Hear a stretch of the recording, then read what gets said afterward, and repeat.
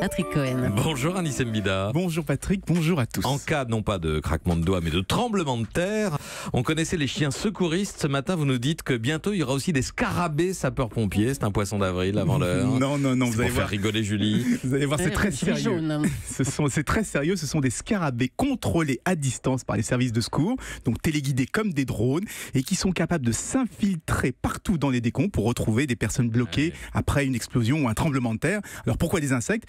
Tout simplement parce que faire un robot très agile, capable de se faufiler partout, donc tout petit, aujourd'hui c'est techniquement impossible, d'où cette idée de prendre un insecte naturellement agile, le scarabée, et de le transformer en cyborg, en robot que l'on peut piloter à distance.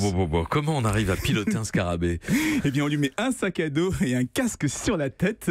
Ça permet de lui titiller les antennes, de le forcer à aller à gauche, à droite, accélérer. On vous a mis une petite vidéo sur europe1.fr. Alors, c'est pas la première fois qu'on arrive à téléguider un insecte de cette manière. Je sais pas si vous vous souvenez, l'année dernière, je vous avais déjà parlé de cafards, des grosses blattes de Madagascar qu'on arrivait à diriger comme des drones.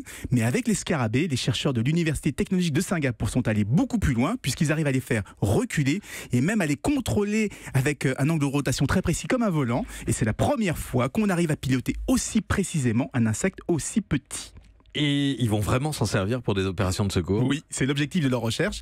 Dans le mini sac à dos électronique, là, il y a déjà un détecteur de présence humaine, un GPS et des capteurs environnementaux. Et l'idée, ce serait d'envoyer tout un bataillon de ces cyberinsectes dans les décombres. Comme ils sont curieux, ils vont se promener un peu partout. Et dès qu'ils détectent une présence humaine, là, on reprend le contrôle pour bien cartographier la zone avant de passer le relais aux secouristes. Je vous vois tous là faire des gros yeux. Mais dans quelques années, vous serez bien content de voir débarquer une armée de petits scarabées casqués avec un sac à dos si vous êtes coincé sous des décombres. La science-fiction, enfin non, l'innovation, voilà, c'était Anissem Bida.